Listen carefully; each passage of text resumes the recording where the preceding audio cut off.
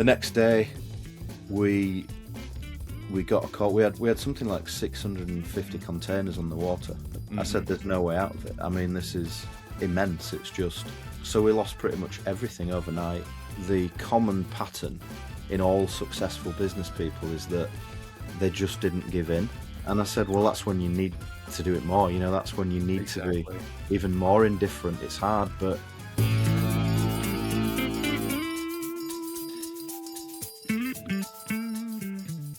Hi, everyone, and welcome to another episode of the Pick Now podcast. I'm your host, Jeff Munn, and today's guest I'm really excited about, Jonny Staker. You are the founder and CEO of Vanquish Consulting Group and Vanquish Equity Partners. You've got a long history of kind of being on all sides of different deals. You've built companies, you've sold companies, et cetera, et cetera. We'll get into that. The way you attracted my attention, though, is the book, The Frame, Unspoken Laws of Power, Status, and Influence. Wanted to get that full name. It kind of reads like a spy novel rather than self-development. So, congrats on the book and welcome to the podcast. Thank you. Pleasure to be here, Jeff. Yeah, let's start at the beginning. So what was your first experience? Was it building a company first and then you kind of got more into deal making? Like, take us back to when that happened. Yeah, I mean, no formal education whatsoever. So, I left school at 15 years old. I was going to be a professional golfer. Yeah. Wow.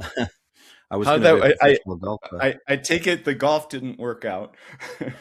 Well, yes and no, but I hit that natural inflection point at about 17 where I got very good at golf, and I went to British Open qualifying and all those kind of things. Oh, wow. Okay. Yeah, so did well, and still a decent golfer now, but I'm sure just that natural inflection point that you hit at 17 when, bars and girls and other distractions come into it, and I just kind of took a long hiatus. But yeah, so I left school with that in mind. I worked with, I don't know if you're a golfer, do you know Nick Faldo, Seve Ballesteros, all those guys? Nick, interesting side note. So back in the day, I was able to, through a former job, go to the Masters twice. Oh, nice. And I was at the Masters on, I think, the 9th tee. And Nick Faldo was teeing off. This was like 2001. So it was after he had won. But I apparently moved not to his liking on the tee. And he looked at me and yeah, that's your golfing claim to Nick Faldo. Yeah, it's a decent claim to fame. It's not a bad one. Yeah, so that's a good one. But I met Nick and through my coach. So I was coached by his coach, and I went on this strange journey. But wow. So I didn't have any qualifications, right? So I just the golfing didn't work out. So what am I going to do? So I started up in business and started a small company that we basically started out of a 6x6 storeroom. And you're at what? So you're still a teenager when you start this company? Yeah. Wow. Yeah, I was maybe 18, 19. And we'd pick and ship orders out of a little cold store, and it was hardware and DIY products of all things. And so I started doing that. I was the van driver, the phone answerer, the sales guy, everything, and yeah, so we, I didn't have a formal background in business or an education to do this stuff. I was just naive. So I just jumped in and said, let's go for it. Nothing to lose. So yeah, built my first company that way. And over the next 10 years, we were at 100 staff and, wow, a successful firm, a decent sized firm. And so ultimately sold that company, which I think you were coming to anyway, but that was my start. Yeah. What happened that you decided, did you get an unsolicited offer, or at some point did you decide, hey, I'm sick of running this, I want to do the next thing? Like, what was the process for you?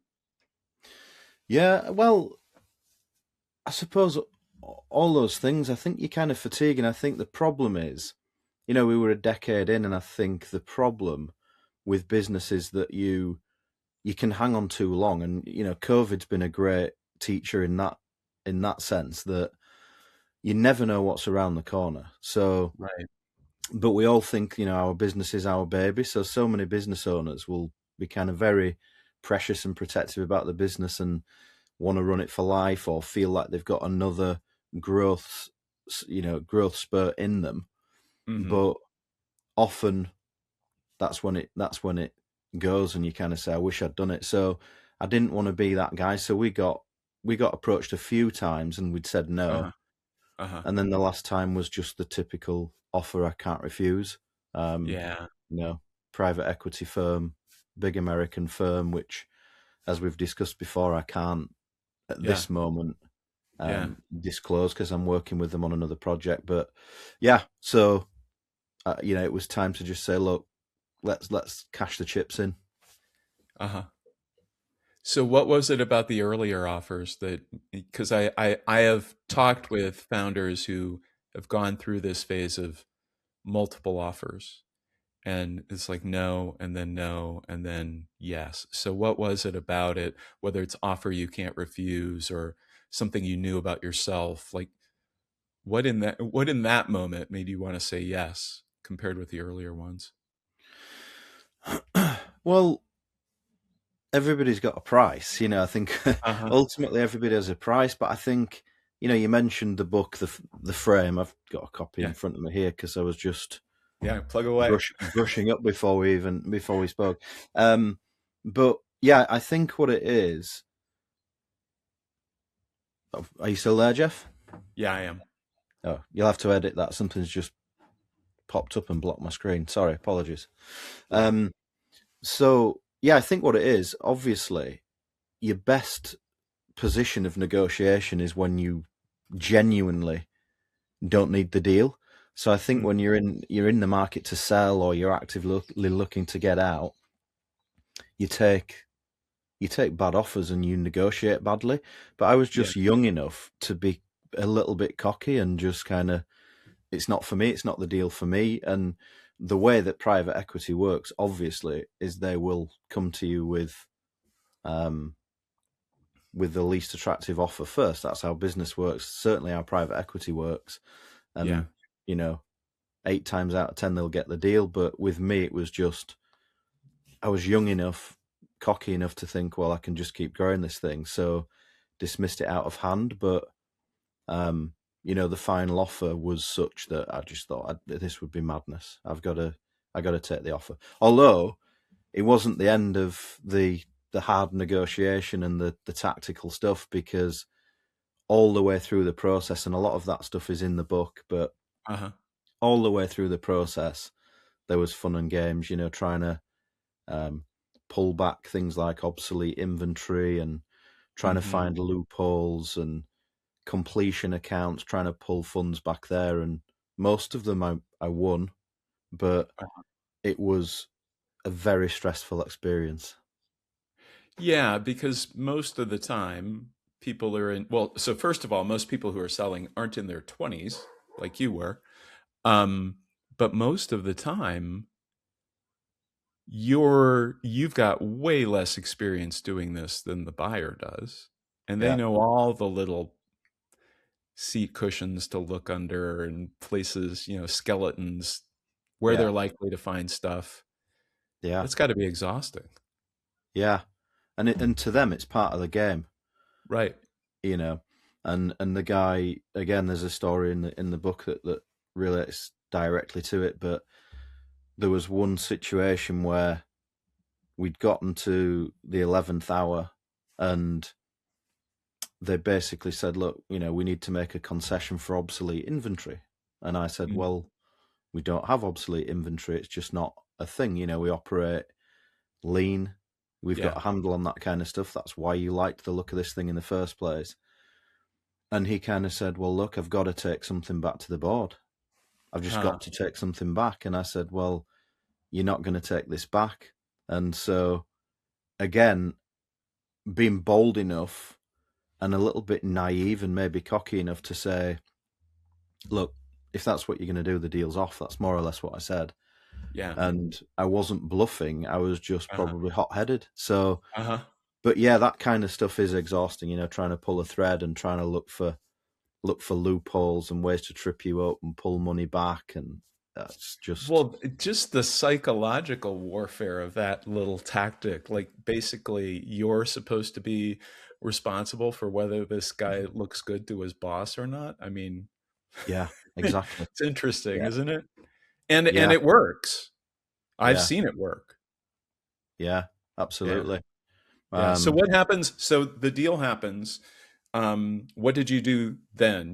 Did you continue with the acquirer in some capacity, or how did that work? yeah, I did. I did a couple of years of basically running their UK P&L. So, in an odd turn of events, the guy that we're talking about was Uh-huh. fired, Ah, largely as a result of you didn't give him anything mismanaging to that take deal. to the board. Yeah, exactly. Exactly. Well, it was. Well, I mean, in part, it was that and a few other deals. But so it was like, look, do you think you can run it? Do you think you can? Do you think you can do this thing? So I said, well, yeah. I'm open to fill in the gaps that I don't know. uh-huh. Um, and so, I'd never intended to be a corporate guy, and Yeah. I think deep down I never intended to long term. But I kind of figured, well, I'm going to learn M&A. I'm going to see the insider deals from these salty old dogs, and maybe I'll never get another chance to do that. Wow. Um, so that's what I did, and it was just incredible. You don't learn that stuff in textbooks, really. Of course. Well, and you're so young at this point. It's not like you have an MBA or like you don't have any of the traditional background, and that you find yourself in this role and you say, yeah, so first of all, I think it's kind of remarkable that I mean, they must have seen something pretty powerful and promising in you, but then to have the courage to say yes and like dive in and learn everything that you learned. What an amazing experience. Yeah, yeah, it was. And again, I know I keep using this word, but naivety, the things that you do when you're young, you know, Yeah.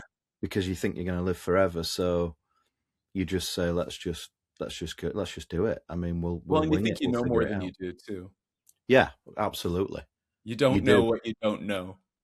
Yeah, yeah. Yeah. No, that's it. And you kind of, I suppose that's one of the difficulties. You kind of, when you see the other side, like you said at the beginning, you've seen all sides. But when you work with younger founders, when I see versions of myself, Uh-huh. they can be the most difficult people to work with, some of the most difficult clients to work with, because Mm. they think at 27 or 28 they've got it all worked out. And, who's this old dinosaur trying to tell me how to run my business? So, I Yeah. can see it and I kind of think, yeah, that was you. Yeah. Wow. So let's talk about the book a little bit, and because I am guessing that you were beginning to learn some of these things that you now call the frame when you were going through these experiences. So give our viewers and listeners a little background on the book and where the genesis of the book came from and what you want people to take from the book. Yeah. Okay. So, I mean, the frame, people have alluded to this thing. I mean, it was first used in the 70s, and that's mentioned in there. We've accredited everything that we found there. Hmm. The sources for this kind of stuff, and people like Oren Claff have written about the frame, Hmm. um, or alluded to and mentioned the frame as kind of an element to negotiation, Yeah. essentially. Um, and so I think over time, you kind of start to see, you experience with my work with other founders and other companies since, you Hmm. kind of see that there's more to it than just the tactics and the structure of a deal, or the tactics of selling or the tactics of building relationships, and everybody wants tactics, Yeah. so it's what's the template that works, or what's the exact sequence of events that need to work. Right. And I've seen people go and do it and it falls flat. And so Mm-hmm. something's missing. There's something different that successful people do in those situations that, that have made them successful. So I think looking back over it and connecting the dots and, and reading and researching over the years, things like 48 Laws of Power by Robert Greene, things like that, Yeah. amazing piece of work. You kind of connect the dots, and nobody had put this into perspective in terms of what we do, which is deal making, selling, Mm-hmm. um, you know, outbound client acquisition, those types of things. And so it started off really as you and I were talking at the beginning about writing, Yeah. before we recorded, and I love to write. I write to understand what I'm thinking, not really to make a splash or create an effect at the other side. And if it touches somebody else in some way, that's a bonus to me. But I Right. write to understand my own thinking, and that's how this thing started. Was kind of a set of rules for yourself, a set of first principles for myself, Interesting. um, and it began to formulate into a book. And as you said at the beginning, it kind of reads like a James Bond novel. Yeah. Um, Other people have said that, and I think it's more fun that way because there's so many self-help books and textbooks, and the market's flooded with them. And so to write this in a way which is fast-paced and entertaining and wrapped around stories which you're kind of Mm-hmm. moving through different locations, countries, places, and most of the stories in there are true. Some have been altered for obvious reasons of protecting people involved, but Yeah. Yeah. basically they're true stories of deals that I did, um, Mm-hmm. scenarios involving my co-author and things that he'd experienced, and we Mm-hmm. came together and put this thing together, and it was a piece of magic really, and it seems to have touched a lot of people. Yeah. Um, I think one of the things that I like reading through it is um, there are some rules and first principles that you go into a little bit, but not in an incredible amount of detail. And as you read the stories, you the experience that I had was that I kind of put myself in the place of the main character. And I think in doing that, felt what it was you were describing as the frame. And I've just never seen a book work in that way before.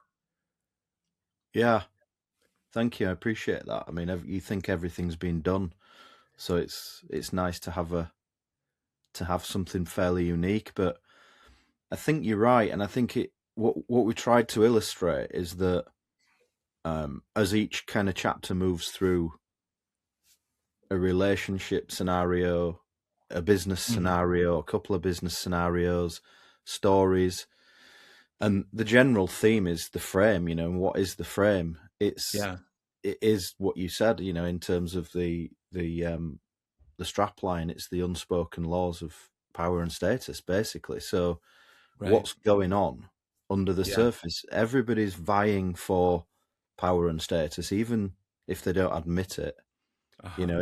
It's why humans have got as far as we have as a race, and why certain people are successful and others aren't. And so it's kind of, if you don't game the system Hmm. and you don't understand how the system works, you won't be able to compete in that space. And a lot of businesses super competitive when you're talking about private equity or those Right. kind of things. It's cutthroat, and Right. all of these things are tactics that are either inbuilt in you or learned over time and passed down by these salty old dogs, which I mentioned. So Yeah. when you start to see it, you can't unsee it. You know how people in a boardroom do certain things, certain gestures to take the higher frame, and the higher frame is essentially when two people are in a conversation, somebody owns the frame all of the time, whether it's social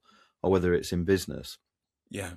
Somebody owns the frame in a certain moment, and you can see it in the pub, or in the boardroom.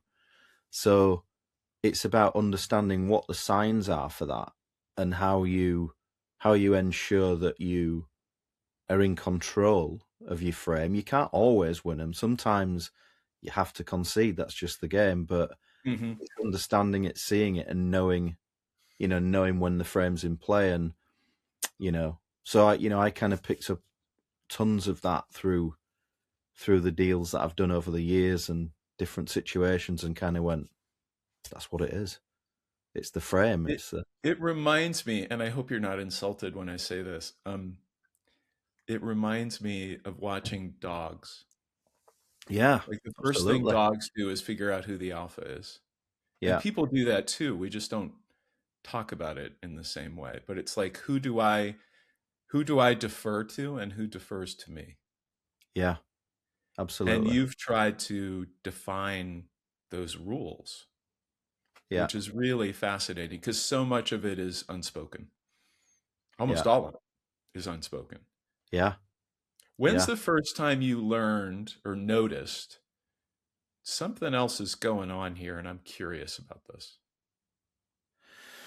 Um, Good question. So I think it was the scenario that I write about in the book, and the one that we mentioned a few minutes ago, which is um, the boardroom play, in terms Yeah. of you know um, the CEO, assumed that I desperately needed this deal to go through, and Right. so at this stage, and they do release certain clawbacks and certain negotiating tactics at crucial times, because they know you've been through the ringer for 6 months. You're Yeah. You've probably gone on the through. ropes, Hmm. right? So this is well rehearsed and well practiced stuff. um and so they assume that you just want this deal done, and you're kind of punch drunk and you want out. And so that was it for me, was I think the clawback situation of, we're going to need Yeah. The something to take inventory back or to the something board. else. Right. Yeah, Yeah. I think it was Yeah. that point where I thought, Hmm. but only because I saw his reaction when I wouldn't budge. I mean, that was the big pattern. When I said, he had his CFO with him, who pulled out his laptop and said, and he just said, he's going to show you the Yeah. inventory. And I didn't Yeah. break eye contact. I just said, he can put the laptop away because there are no concessions. There's no obsolete inventory. Yeah. And it stunned him, because nobody had ever spoken to him like that. And Right. he didn't have an answer. So the only answer was, well, I need to go back to the board with something. And I said, well, that's not my Yeah. problem. So That moment right there is when you reverse the frame because he's like yeah, begging you at that point. yeah, You got to it's give the me frame. something. Yeah, you got to give me something. And so Yeah. it's absolutely, so from that point, the interesting thing was, there were many more incidents or instances of trying to claw back, but Hmm. he never won one of them, because I'd Hmm. got the confidence of the first, and I knew Right. how he'd behave in the Right. next I set don't of have to events. do this. I don't need to do it. So Yeah. ultimately, it was just a knock on of, we're not doing it. No, we're not doing it. Literally until the completion accounts, where you've exchanged, and it's kind of Uh-huh. CFOs talk, and it happened right Uh-huh. to the end, but we're just steadfast and no. So once you realize that you've got the frame, Yeah. there's not really any taking it back. It's really a curious thing. Yeah. So for someone watching or listening who is just hearing about this idea of a frame, Hmm.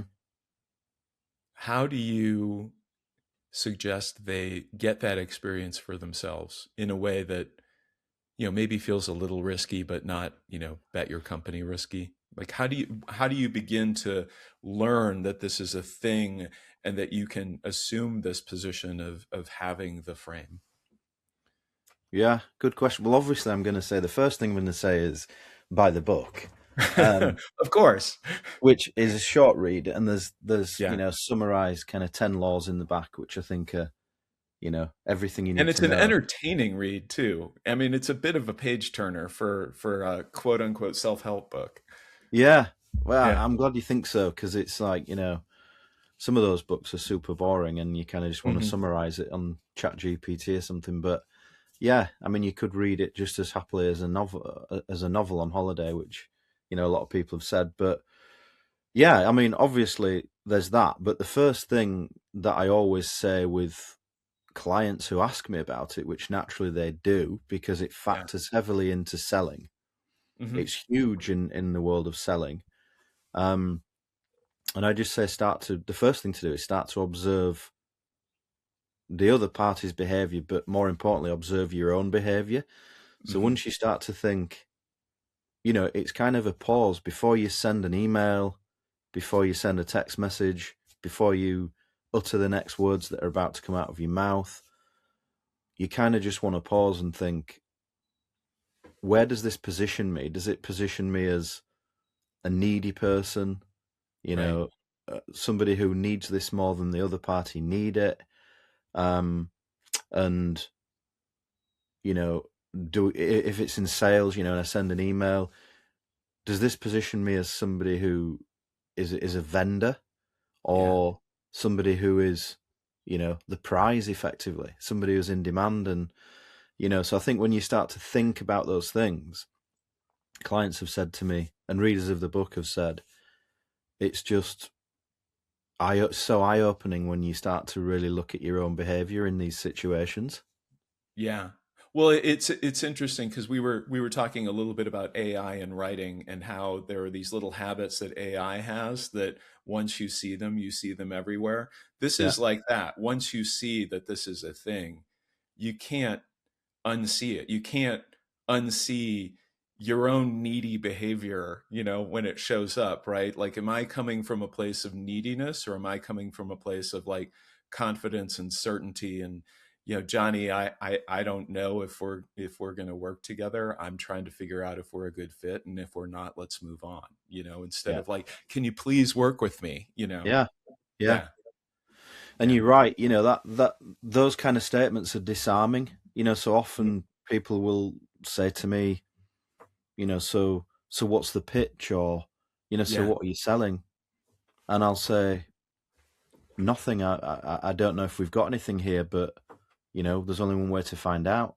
And it's Right. disarming because we're so used to being sold to and deflecting sales pitches. So Right. it's very hard to maintain a frame as a salesperson. But as soon as you do that, you diffuse the whole situation. So the way you described it is right. It's like, look, we're sifting for a fit here. We're looking for any synergy. If you're somebody that I want to work with, then we'll find a way to do it, and vice versa. So it's very disarming because nobody does that, or very few people do it. Yeah, I had a coach who once described it as he tries to reverse the frame by having what he calls an audition mindset. Yeah, So I'm trying to figure out if you deserve a slot in my coaching roster rather than, hey, do yeah, you want to work with me? And here's all the great reasons, and here's why I'm great, and all that. And it does it totally it just changes the conversation. And actually the conversation becomes a lot more fun and a lot easier when you're coming from that perspective together. It's like, hey, we each have a thing or do a thing, and we're trying to figure out if it makes sense to do this together. yeah, yeah. Yeah. Totally agree. And it's kind of it does a good job at the beginning as well, as you've said. If somebody's in that kind of situation and you say that, Yeah. look, I'm not here to pitch you anything. I can put your mind at ease on that. I'm here to Yeah. understand if this is worth even pursuing. I mean, there's Right. a deep sigh of relief on Yeah. both sides, and then you can have a proper open conversation without feeling like I'm bracing for impact. Hmm. So Right. Here it yeah, comes. Here it comes. Here it comes. Yeah, because that's all, so many Here times comes the people will pressure say, where's the tactics, pitch? right? Yeah, Yeah. exactly. You need to act today or else this price is going away, or all the creepy Yeah. stuff, right?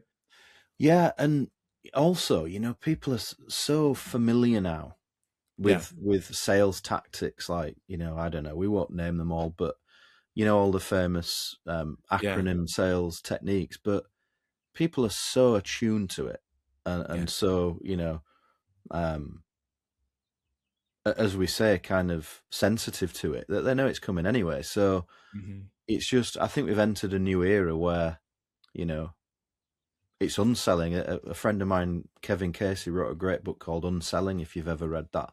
Hmm. I've You know, I've I have not read it, but I've heard of the book. I mean, and I love the idea. It's one of those things you hear the title, it's like, oh yeah, there's something there.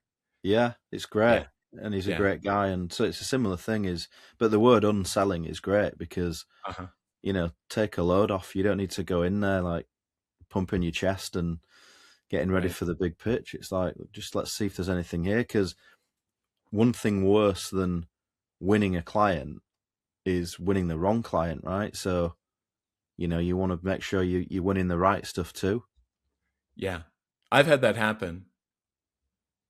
Yeah, I tried like crazy. It was early in my coaching career. I tried like crazy to make sure the guy was ready to like do the work that we were going to do together. yeah, But, he was willing to write me a big check and I was willing to say yes. And it was 6 months of torture. Never again. yeah, Yeah. yeah. I feel your pain, yeah. And I'm guessing that you might have done that at a point when you kind of needed the money, or Of the money was course. more important. Yeah, Yeah.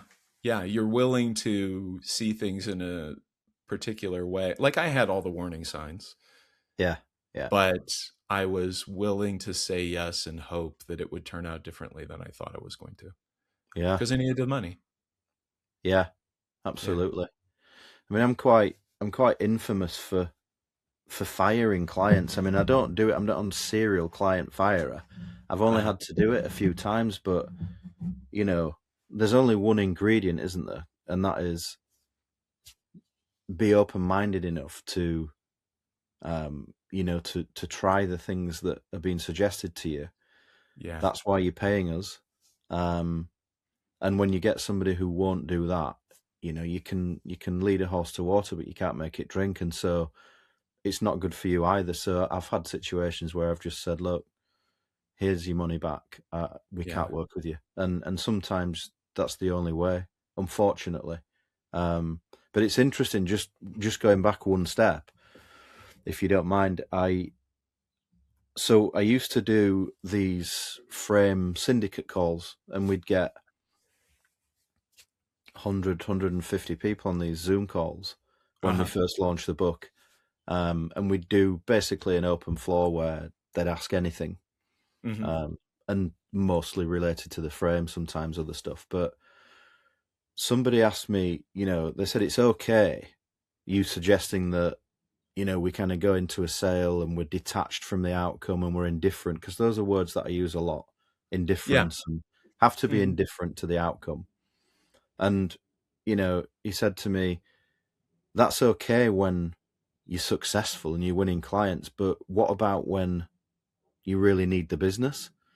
Yeah. And I said, well, that's when you need to do it more. That's when you need to be Exactly. even more indifferent. It's hard, but you've got to drink the Kool-Aid.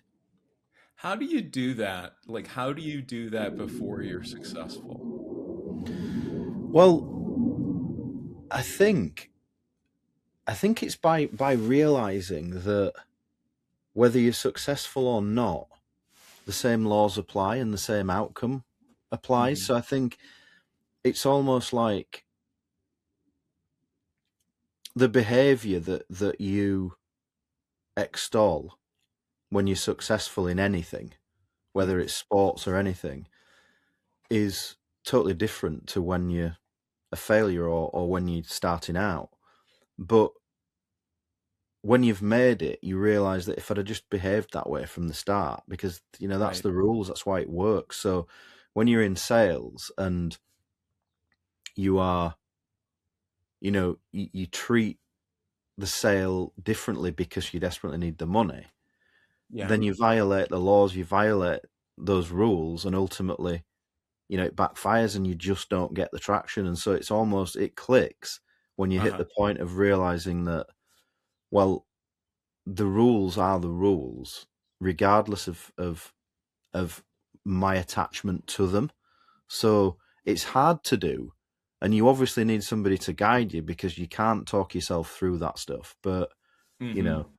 that indifference. I had a really successful client in England, and ironically, paradoxically, most of my clients are in the US. Mm. Just through my time spent in the US over the last 25 years. But I had a client who'd been in business for 25 years, really used to be a very successful training company. Uh-huh. And this was the situation. All of the proposals and all of the communications were all very needy stuff and very attached to Mm-hmm. the sale. The follow-ups were very needy. So the first thing we did was go in and unravel all of that. And it was very uncomfortable. He just said, I can't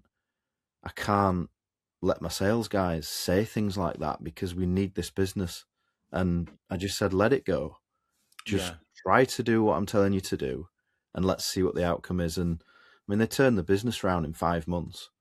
Wow. It was incredible, but mainly because of the way they handled proposals, follow-ups, sales calls, and it was all just letting it go. Like, I don't need the sale.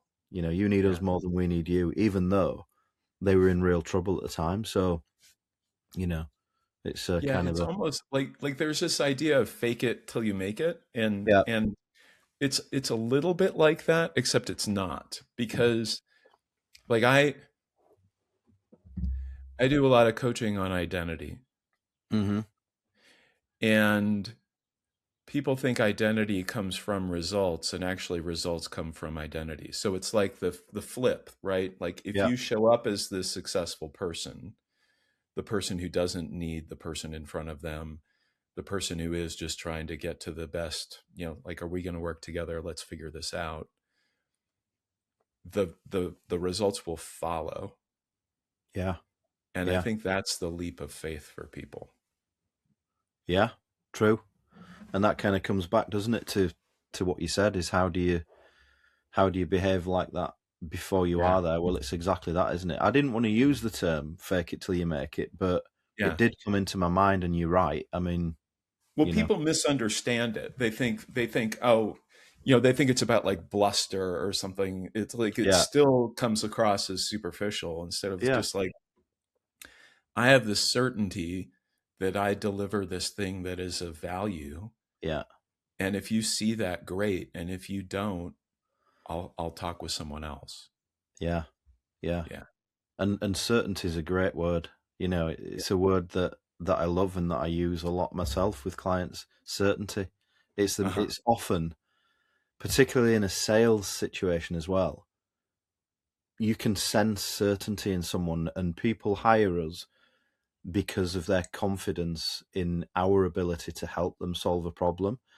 Yeah. And if they don't see it and feel it in your entire being, and they don't see that certainty, great word, then they won't hire you. And that's why deals fall through, and you kind of get this. I spoke to 5 prospects last week, and they said they were all into what I was doing, but they've Right. ghosted me. What do I do? They Yeah. weren't certain in your ability because you weren't. Right. Yeah. So yeah, Forget so you're about right. them, right? And go talk to some other people from a different place. Yeah, yeah, Um, absolutely. so so tell us about what you do now, how you work with, like, who are your clients? How do you work with them? You've talked about the frame from which you work with them, but what is it specifically you're doing now, Johnny? So I've been on the full journey, as you know, and um, we probably won't have the time to get into it today. But somewhere around the middle, I lost everything. So I'd sold a Oh, I company want for to a get lot. into this, Johnny. let's let's take, because so many entrepreneurs have a lost everything story or came close to losing everything story, and I think a lot of the a lot of the confidence that I see in entrepreneurs comes from people who have lost everything and come back from it. Yeah. Yeah. And it's interesting because I wear it like a badge of honor. Hmm. And so many people try to bury it and try to hide from it. And why would you do that? It's part of the stories. And I think it was Johnny Cash that said, winners get scars too. So, Mm. the fact is, and I once had somebody say to me early on when I first started consulting, they said, well, I went and did a check and such, and I saw that you had a company that went bump, you know. Yeah. And I said, yeah, and that's another reason why you should hire us, because I've seen all sides and I know exactly what you need to do to avoid it. And why don't Right. we talk about what happened? So, I wear it like a badge of honor. It was a tough time. I mean, I had enough money first time round. I never needed to work again, but I was too Hmm. young. You can't just Hmm. retire Hmm. at 27 years old and do nothing. You know, Yeah. um, you quickly lose your vitality and zest for life if you don't have a purpose for it. And I like work, and I like deal making. I like seeing others do deals and these kind of things. So long story short, I went and I'd done various deals, various investments and different things, but we launched another company primarily in the US, though it Hmm. ended up worldwide. It was a pretty big company again. Um, Essentially a sales machine. So we'd move products to companies like Walmart and Overstock and Oh, wow. Okay. Target and all those types of companies. So we were shipping containers all over the world, and we overnight, I mean, we were literally, again, the story's in the book, but Hmm. we were in the south of France on the back of a friend's boat. Um, so we were living the proper, the proper dream in the Mediterranean. Yeah. Um, and the night before, we were there drinking rosé on the back of this yacht. And I said to my wife, we're making that much money. I don't know what to do with it. We're just going to be, I'd Hmm. gone off one, bounced back into another, felt like I got the Midas touch. The second one was bigger in revenue. This thing was flying. The next day, we got a call. We had something like 650 containers on the water at the time, Hmm. and a container crisis hit. And later there was a similar one during COVID, but it Hmm. was all to do with the Suez Canal and all this kind of stuff. Yeah. And container companies create um, basically cartels. So you've got Mm. the big five, and they Uh-huh. all agree we're going to fix pricing, and that's what happens. So we'd gone from paying a couple of grand for a container to ship it A Uh-huh. to B Uh-huh. to almost 20 grand overnight for one. Wow. So obviously, it doesn't take a genius to say we're in trouble. Yeah. So there was nothing we could do. So, I mean, literally the next day, the conversation with my wife was, we ain't going to be able to do it. There's nothing I can do. She said, but surely you can find a way. You always do. I said, Hmm. there's no way out of it. I mean, this is immense. It's just, it'll sink us. Yeah. The irony, it'll sink us, Yeah. of course, on the Yeah. boat. Yeah. No pun intended. Right. And so it did. So, we had to call everything in. Um, and we went through then. So we lost pretty much everything overnight. And I went Wow. through, Overnight. yeah, literally just Yeah. overnight. It was done by the time we'd flown back from um, south of France. It was Uh-huh. done. It's like, where do we go from here? Um, so but I honoured everything. So I had personal guarantees with the banks. I had, you Hmm. know, preferential creditors. I had people that I didn't want to get hurt, and so I looked after everybody that I could and honoured everything that I could, and left us with pretty much nothing. We just back at home with nothing but the clothes on our Wow. back. For want of a better phrase. Wow. So Um, lost not only that company, but basically the proceeds from the first one. yeah, lost it all. Wow. Just lost it all. and so it was a major, literally, sunk all of that money in Yeah. stock and inventory and all the rest of it. So, um, you know, took us a couple of years to come out of that. And luckily, I'd spent time before that, and advice that I would give to others is Hmm. make yourself indestructible. So Hmm. people have got huge mortgages, and people have got hugely extended, you know, rent on the properties, and Yeah. cars that they really shouldn't be driving, and those kind of things. Yeah. And I think the only thing is, I'd done really well in making sure that my house was paid for, my assets Hmm. were paid for, Hmm. all those things were taken care of. So I was indestructible in that sense, because I still had, Yeah. my abilities to go and build a business, and no one can take that stuff away from you. Um, so, we built back up. We looked at, what could we do? Well, we'd done tons of business in America Hmm. and gotten really good at that. Again, in my naivety and gung ho type approach, I'd just said, let's just go and sell stuff in America. And Hmm. everybody we spoke to in Britain said, advisors, lawyers, accountants, you can't do that. Look, it's so Uh, complex. I uh-huh. just went and did it. Uh-huh. And so, had tons of success. America's always been really good to me. Yeah. Um, so what could I do? Well, why don't we go help other people expand their businesses into America? Uh-huh. So people didn't know what to do. There's so many complexities to it, and localized issues. So we went and built a business around that, which was basically an expansion agency. Hmm. Um, and it was great. It flew pretty quickly. Again, it got off to a good start. And this time I really liked it because it didn't have inventory. So it was kind of Yeah. another rule in my undestructible kind of, uh, Uh-huh. you know, fool's cat book.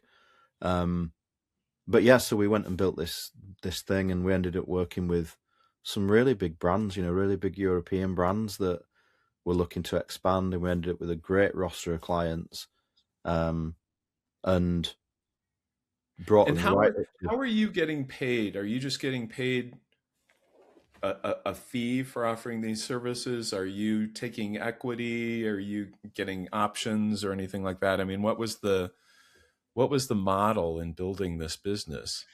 Well, it evolved. So again, one thing that I always say to my clients, because I deal with companies that are pre-private equity, and I do it for a Mm, reason, because they're still malleable, they're still nimble, they can still move quickly.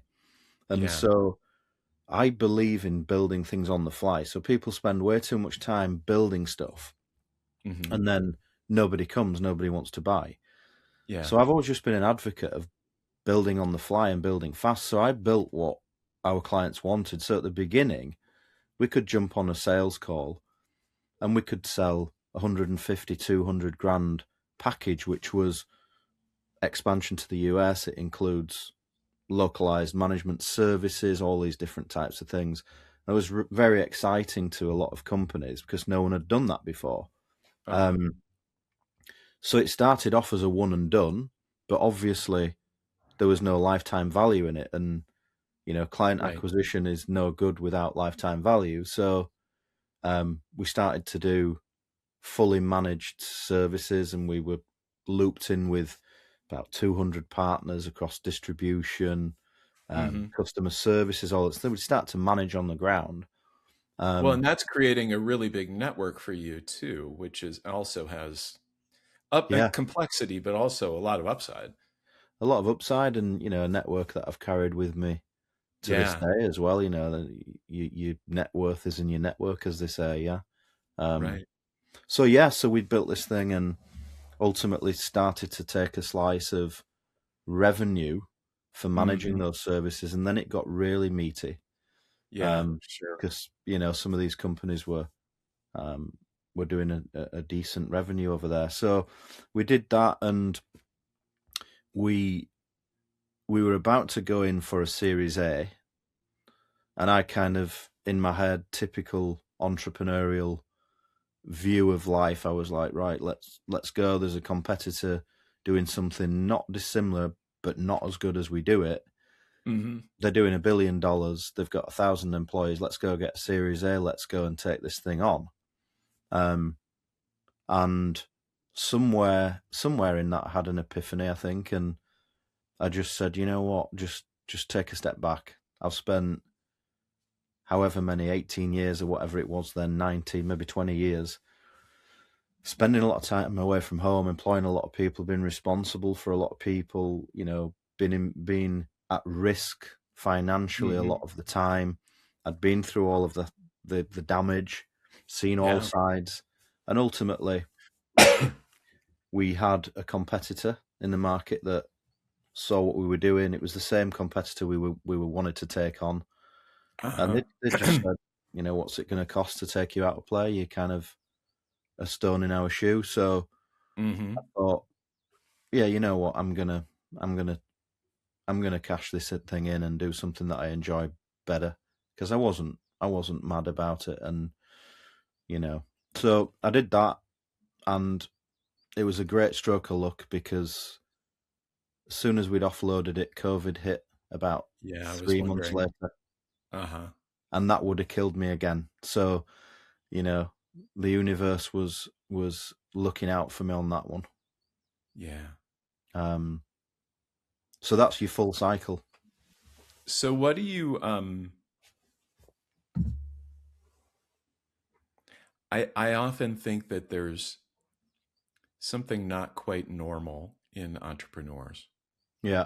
You've talked about your naivete and kind of irrational confidence, whatever, but there's also the drive that makes you want to start it in the first place. So you had that at 17 or 18. You had it again when you lost everything and you started over. You didn't say, "Oh, time to go get a finance job." Yeah. You started this thing again. What do you attribute that to? I think work ethic. I mean, my parents instilled in me work ethic from a very young age, and so I was never afraid of hard work. And I think some of it is stubbornness. I think somebody once read, and I can't remember who it was, but they said, ultimately, the common pattern in all successful business people is that they just didn't give in.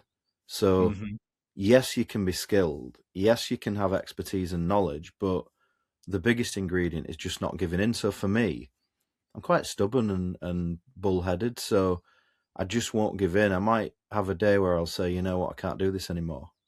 But then I'm back up tomorrow and I'm at it again. So I just never gave in. I'm just naturally quite tenacious, or even some people might say stupid. But I just always, said, right, I'll go again. So I'll get back in the saddle and I go again, no matter what. Yeah.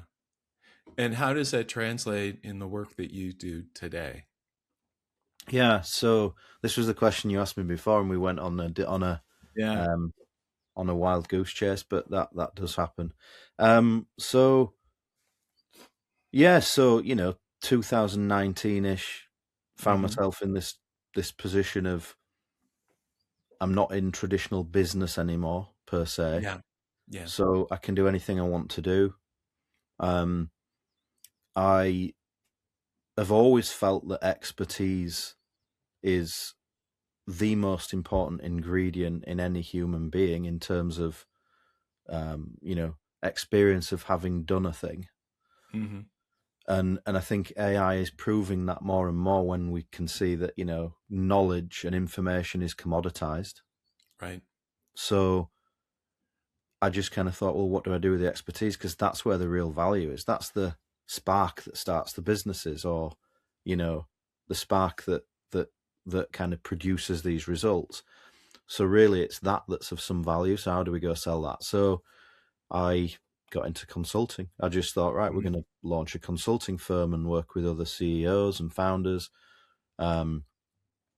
on the full cycle. I didn't really know what I was doing or how I was going to do it, but, worked with some great people along the way. It took a while for me to get those wheels turning, obviously. It Hmm. doesn't translate.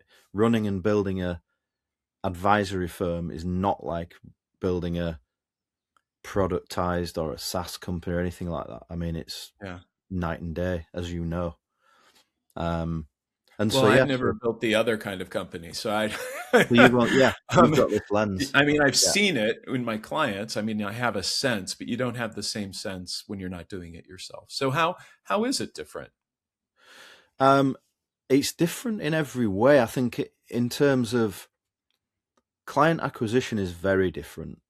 Yeah. The way that you go and sell a packaged product is so different. And you, Jeff, more than me in the work that you do in terms of the coaching, um, you're dealing with human emotional issues, not Hmm. rational commercial ones a lot of the Right. time.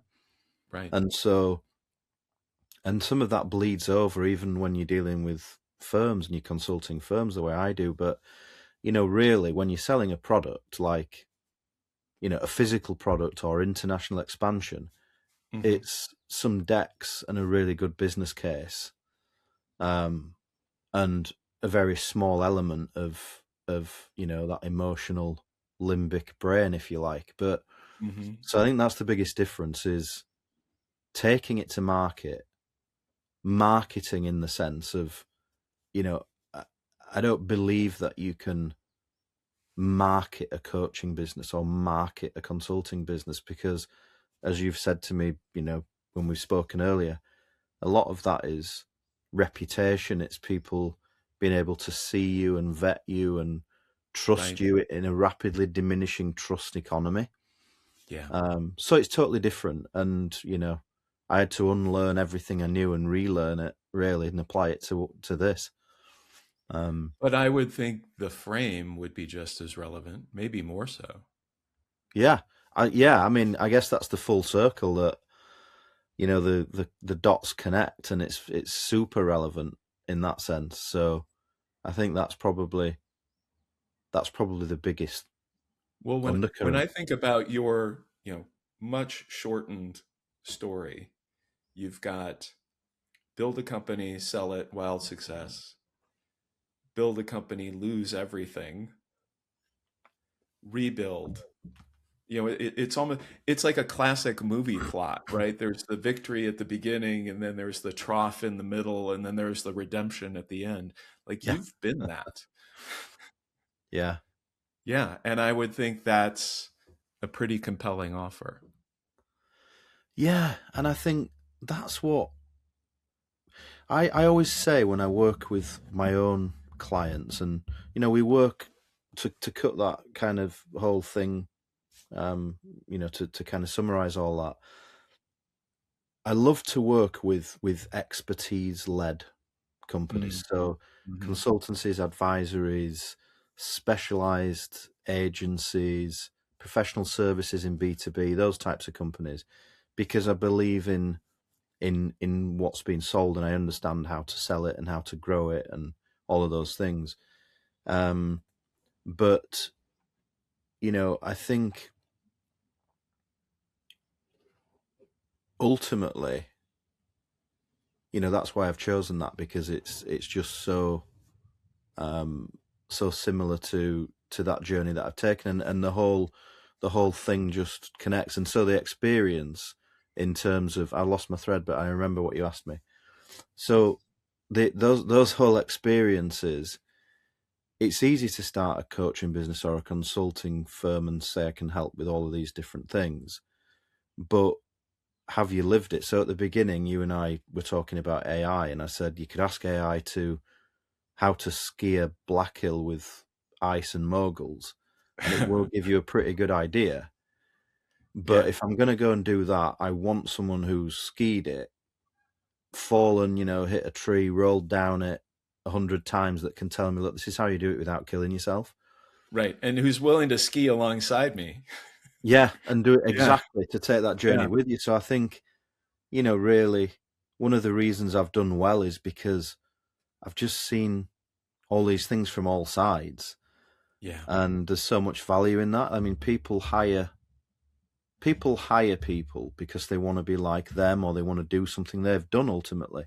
Hmm. And that was a big lesson for me was, Johnny's hire Johnny, Jeff's hire Yeah. Jeff, and that's Yeah. that's the way it works. So those Yeah. experiences are just, I've got the scars, hopefully, so that others don't have to get them all or as deep. It seems like I know earlier in my career, a lot of the things I started out as a law firm lawyer and I was a corporate executive, and a lot of it was coming from this place of proving myself. And then you kind of realize that's an inner game you're never going to win. Like if you're playing an inner game, there's nothing outside of you that's going to let you win that game. The Mm. work has got to be inner. And then at some point there's this shift that happens, that it's more about, yeah, I want to share what I've learned, and I trust that the right people will find me and recognize that. And it feels like you've made that shift, that it's no longer about proving yourself. Am I wrong, or is there still that little drive in there for you? No, I think you're right. I think somebody asked me this the other day, and you know, I've never been in a better place. I think Yeah. um, because I've come full circle, Hmm. and nothing makes me happier than seeing other people successful and avoid the kinds of things that I went through. And, those are things that I help people with most days of my life now. So, Yeah. um, I feel good about that. And it's a rewarding place to be in many ways. Awesome. Any last words of advice, whether it's on the frame or life generally? We'll put your contact info, your bio in the show notes. But any final words of wisdom that you want to impart to our audience, Johnny?